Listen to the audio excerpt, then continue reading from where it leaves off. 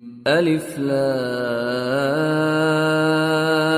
را تلك آيات الكتاب المبين إنا أنزلناه قرآنا عربيا لعلكم تعقلون نحن نقص عليك أحسن القصص بما أوحينا إليك هذا القرآن وإن كنت من قبله لمن الغافلين. அஸ்ஸலாமு அலைக்கும் வரஹ்மத்துல்லாஹி வபரகாத்துஹு. அன்புள்ள சகோதரர்களே, மஸ்ஜித் தௌஹீத் அறக்கட்டளை சார்பாக நாம் தினந்தோறும் ஒரு செய்தியை உங்களுக்கு வழங்கி வருவோம் இல்லையா? அதுல அந்த ஏகத்துவமும் எதிர்வாதமும் என்ற தொடரை நம்ம பார்த்து வர்றோம். இதுல சகோதரர்களே, அல்ஹம்து சூராவின் விளக்கத்தை நம்ம நல்லா பார்த்துட்டோம்னாலே ஏகத்துவத்துக்கு எதிராக வைக்கப்படுற எல்லா வாதமும் அடிபட்டு போகும். அதுல இன்னைக்கு நம்ம என்ன பார்க்க போனோம்னா, யூசுப் நபியோட வரலாறு நம்ம தெளிவா அறிஞ்சு கொண்டோம்னா நம்ம அதுல ஏகத்துவத்துக்கு எதிராக அல்லாஹ் சொல்ற அல்ஹம்துலில்லாஹி ரப்பில் ஆலமீன் என்ற வசனத்தின் பொருளை நம்ம விளங்கிக் கொள்ள முடியுங்க. அதுல இன்னைக்கு 12வது அத்தியாயத்துல அல்லாஹ் என்ன சொல்றான்னா, அலீஃப் லாம் ரா தில்க ஆயாத்தில் முபீன், இது வேதத்தின் தெளிவான வேதத்தின் வசனங்கள், இதை நீங்க விளங்கிக் கொள்றாங்க தெளிவான அரபுல் மொழியில வழங்கியிருக்கோம் அப்படி சொல்லிட்டு நீங்க ஒரு வரலாறு, ஒரு அழகான வரலாறு உங்களுக்கு சொல்றோம், நீங்க முன்னாடி கேள்விப்படாத வரலாறு நம்ம உங்களுக்கு சொல்றோம், நீங்க கேளுங்க, நீங்க அறியாதவர் இருந்தீங்க இந்த வரலாறை பற்றி என்று யூசுப் நபியின் வரலாறை அல்லாஹ் சொல்றான். இந்த யூசுப் நபி வரலாறை அறிவதிலிருந்து இருந்து என்ன நம்ம படிப்பினேன்னா, ஒரு நபியோட வரலாற ஒரு அத்தியாயம் ஃபுல்லா அல்லாஹ் சொல்றான்னா அது யூனுஸ் நபி வரலாறு தான். அது யூனுஸ் நபிக்கு உள்ள சிறப்பு என்னன்னா, ஒரு நபியின் 4 தலைமுறையாக நபியா இருந்தாங்க. யூனுஸ் நபியின் தாப்பனார் ஜக்கரியா அலைஹிஸ்ஸலாம் நபியா இருந்தாங்க. ஜக்கரியா அலைஹிஸ்ஸலாத்தின் தந்தை இஸ்ஹாக் அலைஹிஸ்ஸலாம் நபியா இருந்தாங்க. இஸ்ஹாக் அலைஹிஸ்ஸலாத்தின் தந்தை இப்ராஹிம் நபி நபியா இருந்தாங்க. இப்படி 4 தலைமுறையாக சிறப்பு வழங்கப்பட்ட நபிக்கு அல்லாஹ் அடிமைத்தளத்திலிருந்து விடுதலை எடுத்தார் என்றால் இல்ல, அவரையும் மனிதனைத்தான் பார்த்தான். அவருக்கு ஏகப்பட்ட சோதனை வழங்கினார். சின்ன பிள்ளையிலேயே அவரை சகோதரரால் கிணற்றில் வீசப்பட்டார்கள். அப்புறம் சந்தையில் போல் அடிமையாக விற்கப்பட்டாங்க. செய்யாத குற்றத்திற்காக நீண்ட நாட்கள் அவர் சிறைவாசம் அனுபவித்தார்கள். இப்படி ஒரு நபி, நல்லா சிந்திச்சு பார்க்கணும், ஒரு நபி 4 தலைமுறையாக இருக்கிற நபி, அழகான வரலாறு உங்களுக்கு சொல்றோம், நீங்க செவிமடுத்து கேளுங்கன்னு நபிகள் நாயகத்துக்கு அருளப்பட்ட இந்த குரானில் விளக்கமா சொல்லப்பட்ட ஒரு நபி அவர் அல்லாஹ் லேசா இந்த சோதனைகள்லாம் இல்லாம அவரை வாழ்க்கையை பிரச்சாரம் செய்ய வைக்கல. அவருக்கு மேகப்பட்ட சிரமம் கொடுத்தாங்க. அவங்க செய்யாத குற்றத்திற்கு அவங்க சிறைவாசம் அனுபவிச்சாங்க. இப்படி அடிமைத்தளத்திலிருந்து யாருக்கு விடுதலை செய்ய தரலங்க.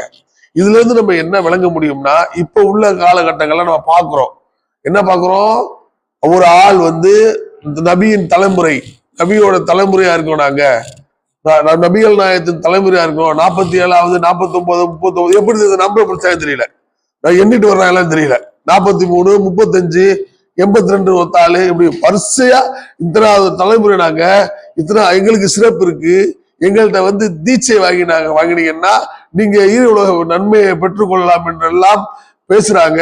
இதுலயும் போய் மூளை அடை வைத்த நம் முஸ்லாமிய மக்கள் அவங்க பணத்துக்காக செய்யறாங்க, பணத்துக்காக அவங்க பணத்தை அணிவித்துக் கொள்றாங்க. அப்படிப்பட்ட அந்த மூடர்கள்ட்ட போய் இஸ்லாமிய மக்கள், முஸ்லீம் மக்கள் நம்ம அவங்க போய் விழலாமா? சிந்திச்சு பார்க்கணும் அன்புள்ள சகோதரர்களே.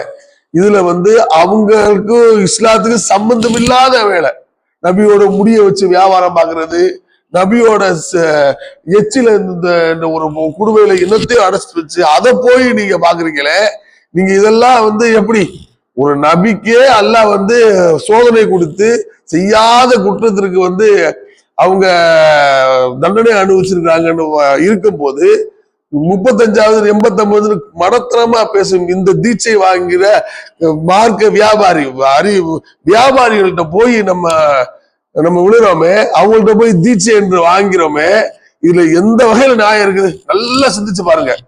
இவங்களை நம்மள்ட்ட டெஸ்ட்டுக்கு பரிசோதனைக்கு நீங்க விடணும். ஏப்பா நீ தீட்சை வாங்குறிய, உனக்கு என்னை விட என்ன சிறப்பு இருக்கு?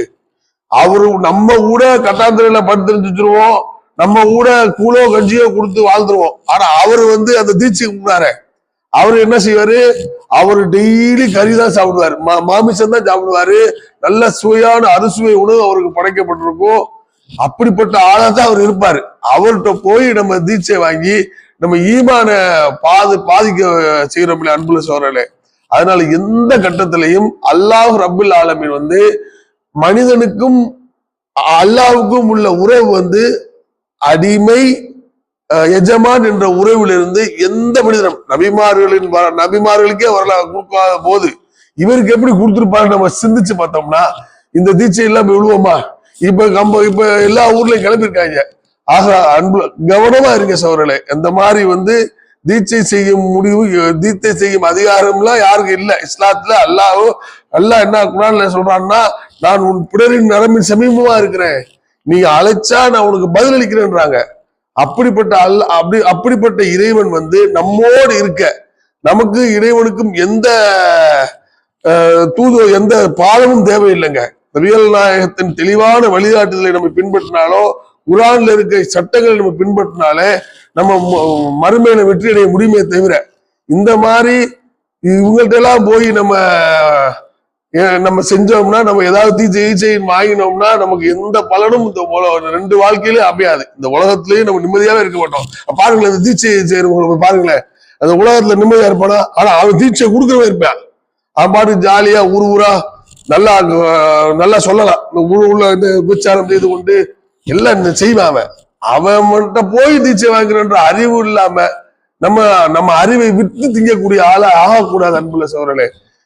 இந்த ரெண்டு விஷயத்துல உயிர் உலகத்திலேயும் நமக்கு நன்மை பயக்க வேண்டுமானால் இறைவன் காட்டித்தந்த வழியான குர்ஆன்லையும் நபிகள் நாயகம் காட்டித்தந்த வழியான அது பாதுகாக்கப்பட்ட ஹதீஸ்களையும் பாதுகாக்கப்பட்ட இறைவன் அல்லாஹ்வின் தூதரின் சொற்களை மாத்திரம்தான் பின்பற்றினா நம்ம வெற்றி அடைய முடியும். ஆக முத்தாய்ப்பாக நம்ம என்ன சொல்லிக்கிறோம்னா, அல்லாஹ் எல்லா நபிமார்களின் நம்ம வரலாற்றை எடுத்து பார்த்தாலும் நபிமார்களுக்கு தேர்வு செய்யப்பட்டு மனிதர்கள் வழிகடும் எல்லாம் தேர்வு செய்யப்பட்டு அல்லாஹ் இந்த உலகத்துக்கு அனுப்பின மனிதர்கள உயர்ந்தவங்க நபிமார்கள் தான். அவங்களுக்கே அல்லாஹ் எஜமான் அடிமை என்ற உறவிலிருந்து விடுதலை அளிக்கவில்லை. இந்த மாதிரி ஆட்களை நம்ம இனம் கண்டு இவர்களிலிருந்து விலகி நம் ஈமானை காத்துக்கொண்டு ஈர உலகில் வெற்றி பெற வேண்டும் என்று கூறி இன்ஷா அல்லாஹ் அடுத்தடுத்த நாட்கள்ல மேலும் நபிமார்களுடைய வரலாறை நம்ம பார்த்தோம்னாலே இந்த விலகிக் கொள்ள முடியும் அன்புள்ள சோழர்களே. அஸ்ஸலாமு அலைக்கும் வரஹ்மத்துல்லாஹி வபரகாத்துஹு.